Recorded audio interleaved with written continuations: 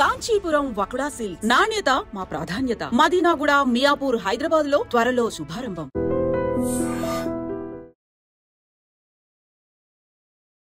Hi, hello, నమస్తే, welcome back to iDream media. ఈరోజు మనతో ఉన్నారు amphi certified mutual fund distributor అయిన బొనుగల సాల్మన్ గారు. సార్తో మాట్లాడతాం. Hi sir. నమస్తే అండి విరాట్ గారు. సార్, మార్కెట్ ఒక పక్కన పాతాల్లోకి పోతుంది అన్నట్టు వార్తలు వస్తున్నాయి. అయితే ఇన్వెస్టర్స్ మాత్రం ఇంకా ఇన్వెస్ట్ చేస్తూనే వెళ్ళాలి, ఇదే కన్సిస్టెన్సీ మెయింటైన్ చేయండి, ఎవరు ఇన్వెస్ట్మెంట్లో ఆపాల్సిన అవసరం లేదని చెప్పేసి మీలాంటి ప్రొఫెషనల్స్ అనలిస్టులు కూడా వార్తలు ప్రచురం చేస్తున్నారు. అంటే ఏ ధైర్యంతో ఇన్వెస్ట్ చేయమంటారు అసలు కామన్ పీపుల్ అనేవాళ్ళు? అంటే ఇప్పుడు మీరు కొంతమందిని ఏమైనా అడ్రస్ చేస్తానంటే నా ఉద్దేశంలో నాకు డౌట్ ఉంటుంది ఎప్పుడుని. ఓకే, సామాన్య ప్రజలు ఎంత భయపడుతున్నారు లక్షలు పెట్టి, మరి వేల కోట్లు, వందల కోట్లు పెట్టిన బిగ్ ఇన్వెస్టర్స్ ఉంటారు, కంపెనీలు రన్ చేసే వాళ్ళ పరిస్థితి ఏంటనేది అదొక డౌట్. ఈ రెండింటికి ఆన్సర్ ఇస్తారా? విరాట్ గారు సరైన టైంలో మంచి క్వశ్చన్ అడిగారండి. ఇప్పుడు మనం iDream ద్వారా కొంతకాలంగా మనం ఫినాన్షియల్ అవేర్నెస్ ఇస్తున్నాం. మధ్యతరగతి ప్రజల్ని ధనవంతులు చేయడానికి ఒక ఉద్యమంలా తీసుకున్నాం. మనం ఏం చెప్తున్నాము, రెగ్యులర్గా చేసే సేవింగ్స్ కంటే సేవింగ్స్లో మీకు పెద్దగా ఇన్ఫ్లేషన్ కూడా బీట్ కావట్లేదు కాబట్టి సేవింగ్స్ వద్దని మరీ మనం చెప్తున్నాం. ట్రేడింగ్ కూడా వద్దు, మొత్తం డబ్బు పోతుంది. సామాన్యమైన ప్రజలు ట్రేడింగ్లో ఫ్యూచర్ అండ్ ఆప్షన్స్ ఇంట్రాడేలో మన ఊహలకు అందని స్థితి ఉంటుంది కాబట్టి డబ్బు అంతా పోతుంది కాబట్టి వద్దని చెప్తున్నాం. మనం ఏం చెప్తున్నాము, ఒక 1 year నుంచి ఇన్వెస్ట్మెంట్ ఎక్కడ చేయమని చెప్తున్నాం.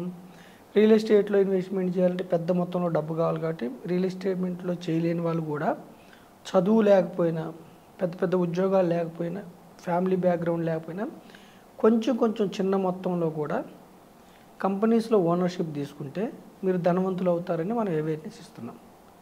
కంపెనీస్లో ఓనర్షిప్ తీసుకుంటే ఏమిటి లాభం అంటే, కంపెనీస్కి లాభాలు వస్తే మీకు లాభాలు వస్తాయి, డివిడెండ్ రూపేనో ఇంకొకటో. కంపెనీస్కి నష్టాలు వస్తే మీ యొక్క షేర్ వాల్యూ కూడా తగ్గుతుంది, మీకు నష్టాలు వస్తాయని చెప్తున్నాం.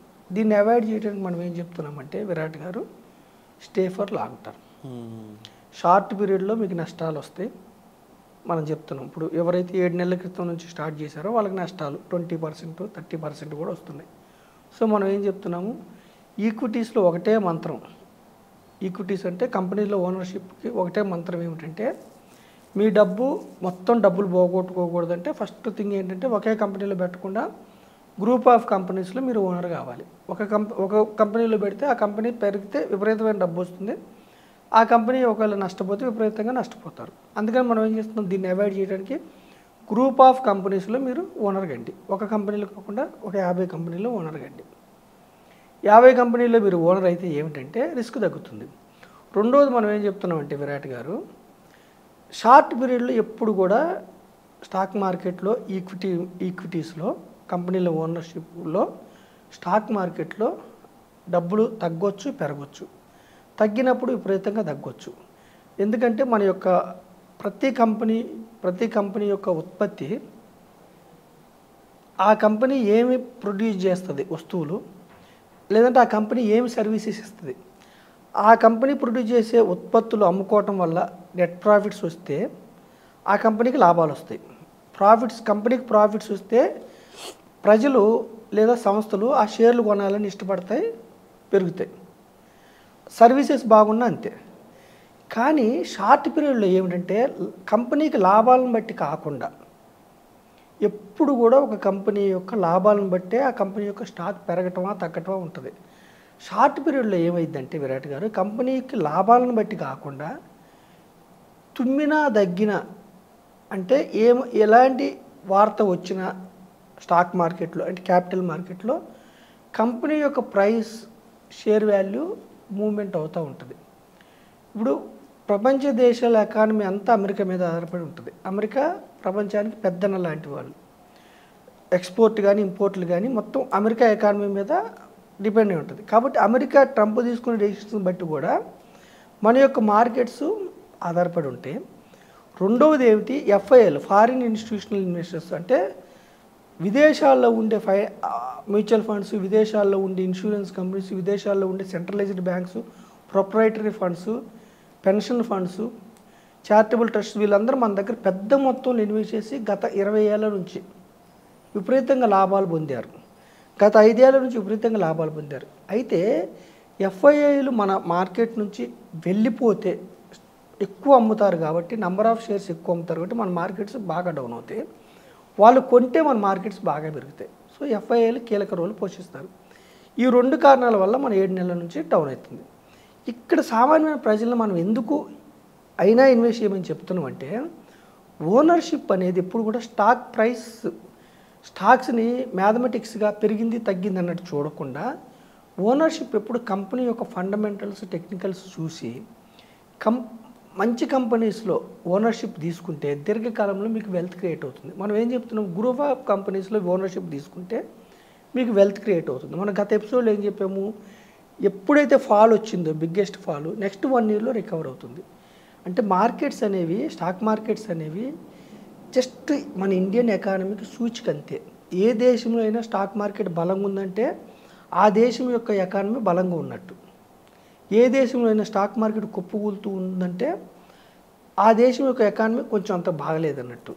అయితే ఇప్పుడు కూలేది ఏమిటి, మన మార్కెట్స్లో డౌన్ అవుతుంది ఏమిటంటే ఎకానమీ బాగలేక కాదు, మన ఎకానమీ మ్యాక్రో ఫ్యాక్టర్స్ అన్నీ బాగున్నాయి. అంటే ఎంప్లాయ్మెంట్ కానీ, జీడిపి కానీ, ప్రతిదీ బాగుంది మనది. ఇది చుట్టుపక్కల దేశాలతో దౌత్యం కానీ అన్నీ బాగున్నాయి. ఇది కేవలం అమెరికా ట్రంప్ డెసిషన్స్ వల్ల, ఎఫ్ఐఎల్ వల్ల. ఇది సెంటిమెంట్ ఎప్పుడు కొద్ది కాలం ఉంటుంది. ఇక్కడ మనం అర్థం చేసుకోవాల్సింది ఏమిటంటే, ఒక్క సామాన్యమైన ప్రజల డబ్బు మాత్రమే నష్టపోవాలా విరాట్ గారు. ఇప్పుడు చూడండి, గవర్నమెంట్ కంపెనీస్ ఉన్నాయి, బిఈఎల్ కానీ, బిహెచ్ఎల్ కానీ, ఎస్బీఐ కానీ, కెనరా కానీ, ఏదైనా గవర్నమెంట్ కంపెనీస్, ఓఎన్జీసీ కానీ, ఎన్టీపీసీ కానీ, పవర్ గ్రిడ్ కానీ, ఎన్నో కంపెనీస్ ఉన్నాయి మన స్టాక్ మార్కెట్లో. ఆ కంపెనీస్కి ఓనర్ ఎవరు, గవర్నమెంట్ ఆఫ్ ఇండియా. అంటే ప్రెసిడెంట్ ఆఫ్ ఇండియా పేరు మీద ఆ షేర్లు ఉంటాయి. ఇప్పుడు స్టాక్ మార్కెట్ ఇంత డౌన్ అయినప్పుడు ఆ కంపెనీ షేర్లు కూడా 20-30% డౌన్ అయ్యిందనుకో, ఎవరి డబ్బు పోయినట్టు? మీతో పాటు గవర్నమెంట్ ఆఫ్ ఇండియా డబ్బులు కూడా వేల కోట్లు, లక్షల కోట్లు హరించుకుపోయినాయి. గవర్నమెంట్ ఇండియా కూడా మీతో పాటు నష్టపోయింది. సామాన్య ప్రజలు మనం ఏం చెప్తున్నంటే, మీ ఒక్కళ్ళ డబ్బులే కాదు, గవర్నమెంట్ ఆఫ్ ఇండియా డబ్బులు కూడా నష్టపోయినాయి.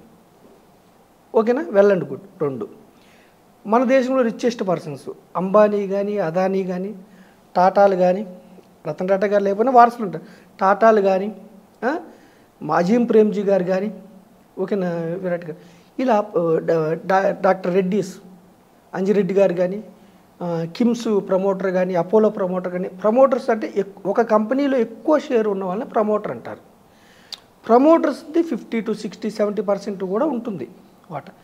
మీ డబ్బులతో పాటు వాళ్ళ డబ్బులు కూడా వేల కోట్లు, లక్షల కోట్లు డౌన్ అయినాయా లేదా? సో వాళ్ళు ఏమన్నా అమ్ముకొని, కంపెనీలో స్టాక్స్ అమ్ముకొని బయటికి వెళ్ళిపోతున్నారా? అంటే ఎప్పుడు కూడా మన యొక్క ఊపిరి పీల్చుకుంటే ఉచ్ఛ్వాస నిశ్వాసాలు ఎలా ఉంటాయో స్టాక్ మార్కెట్లో స్టాక్స్ పెరగటం, తగ్గటం ఉంటుంది.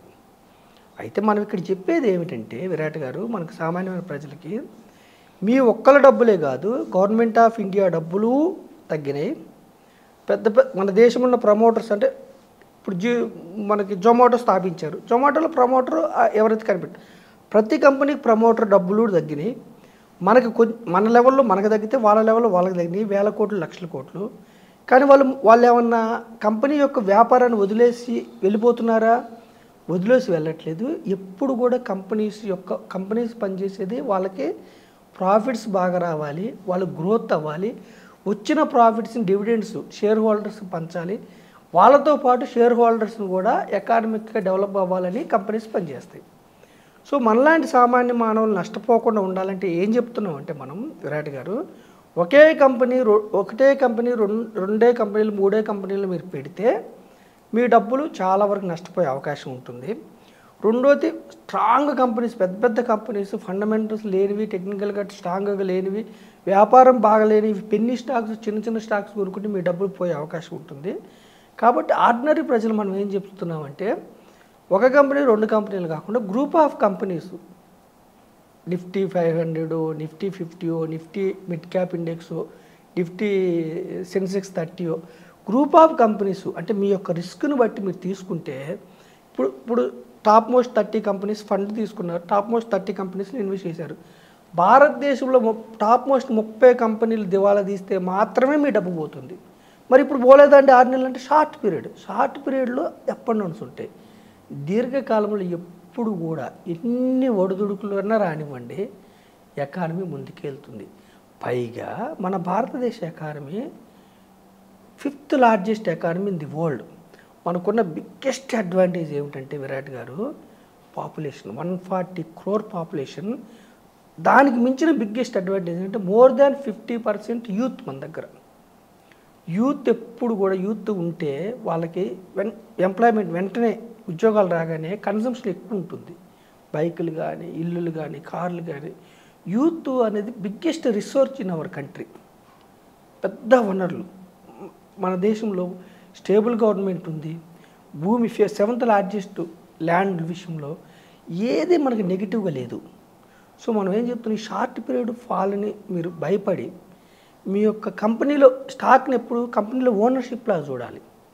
ఏది పడితే ఆ స్టాక్ గురించి చెప్పట్లే, మనం గ్రూప్ ఆఫ్ కంపెనీస్ స్టాక్స్ గురించి చెప్తున్నాం. అంటే బంచ్ ఇప్పుడు బొకేలో ఎలా పూల బంచ్ ఉంటుందో అలా మీరు 50 కంపెనీస్లో ఓనర్షిప్ తీసుకున్నప్పుడు వదిలేసి లాస్ బుక్ చేసుకోకుండా చేతనైతే ఇంకొంచెం ఇన్వెస్ట్ చేసుకోండి, లేదా సిప్ రూపేణ కంటిన్యూ చేసుకోండి. ఎప్పుడు ఇలాంటి ఫాల్స్ మనం 10-15 చూసాము లాస్ట్ ఎపిసోడ్లో. మీరు భయపడకుండా మీరు దీర్ఘకాలం అంటే మీ లక్ష్యాల కోసం మీరు ఉంటే మీరు మీ యొక్క గోల్స్ని మీ యొక్క ఆర్థిక ప్రగతిని మీరు సాధించుకోవచ్చు. మనం చెప్పేది ఏమిటంటే మీతో పాటు ప్రమోటర్స్, పెద్ద ప్రమోటర్స్, అదానీ గారు, అంబానీ గారు, వీళ్ళందరినీ కూడా డబ్బులు నష్టపోయారు. Government of India HAL owner government of India ఇలా గవర్నమెంట్ చేతిలో ఎన్నో స్టాక్స్ ఉన్నాయి, పిఎస్యు పబ్లిక్ సెక్టర్ యూనిట్స్, వాళ్ళ డబ్బు కూడా నష్టపోయారు. ఎప్పుడైతే మార్కెట్స్ ఇంకా డౌన్ వెళ్తుందో గవర్నమెంట్ ఒక డెసిషన్ తీసుకుని మళ్ళీ మార్కెట్స్ పెరగటం కోసం ఏం చేయాలనేది ఇంకొంచెం డౌన్ అయిన తర్వాత గ్యారంటీగా నిర్మలా సీతారామన్ గారు కానీ ప్రధానమంత్రి గారు మళ్ళీ నిర్ణయం తీసుకుని మళ్ళీ మార్కెట్స్ ముందుకెళ్ళడానికి ఏ విధమైన చర్యలు తీసుకుంటే ఎఫ్ఐఐలు మళ్ళీ ఇన్వెస్టర్స్ మళ్ళీ వస్తారని నిర్ణయం తీసుకునే వాళ్ళు మన యొక్క మార్కెట్స్ ఊతమిచ్చే డెసిషన్స్ వాళ్ళు తీసుకుంటారు. Don't be panic.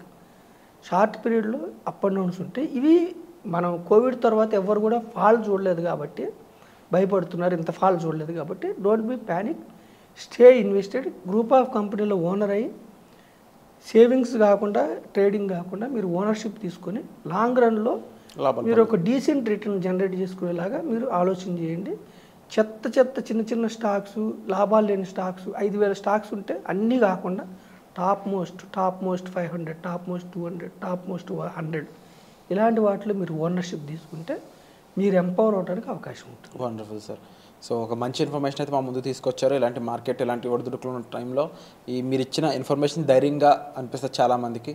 సో ధైర్యంగా ఇన్వెస్ట్ చేయండి, లాంగ్ టర్మ్లో అందరూ కూడా సక్సెస్ అవుతారు. Thank you so much sir. Thank you అండి విరాట్ గారు.